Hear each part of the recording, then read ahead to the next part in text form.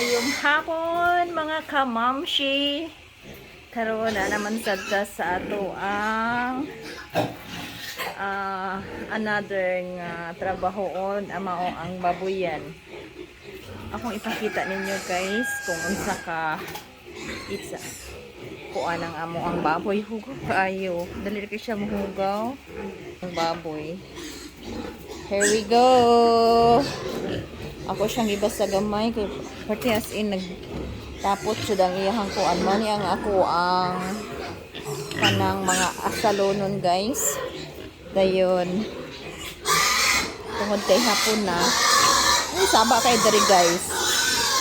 So magkuha tag tubig. Dayon ato silang pangbubuan. As in ang kinahanglan di jud maiwasan guys ang tubig nila malapot ato ang kuan kinahanglan jud siya og pagkuan tag mas dayon direta mo kuha og water nag-supply ni siya dito gikan sa among washing or dito sa kanang kuan diha dili makuha water oni ato ang daily nga kuan guys every day every morning every afternoon ano ko ang bigal as in nahugaw kay siya ni naglubog sa yahang kuan ano ako ang bigal kanira akong bigal I love my bigal duha ni siya to sa pikas asa haturay pa then buntis na sad siya mana siya masuko siya ligoon kuan siya kanang hi, hello. Mani among mga bigal dere.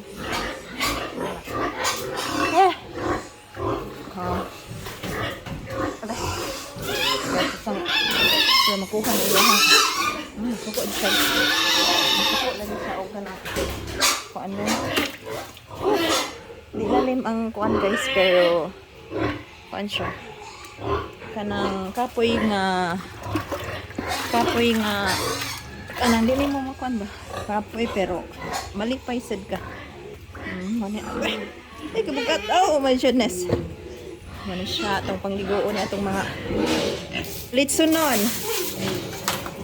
mga atong litsunon preparation para sa November to December okay na siya ni guys i-let go November to December 2 months na ni sila karon mani na siya 2 months, may 2 months old from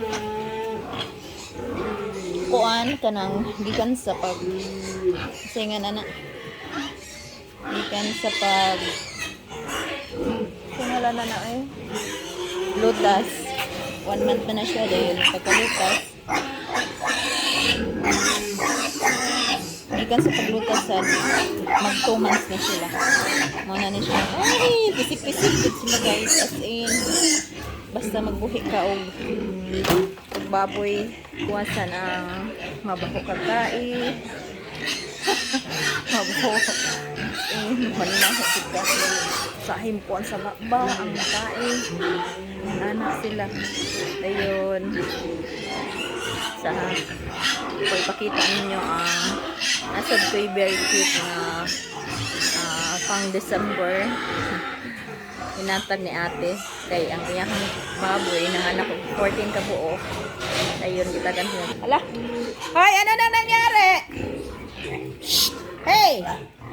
hey ano na hey so arita dere sa ako ang very cute na lovey-dovey hi cutie pie hi na siya tanda pa mura na siya mga army sobra kakuan babay sa guys kay nainanawan bye bye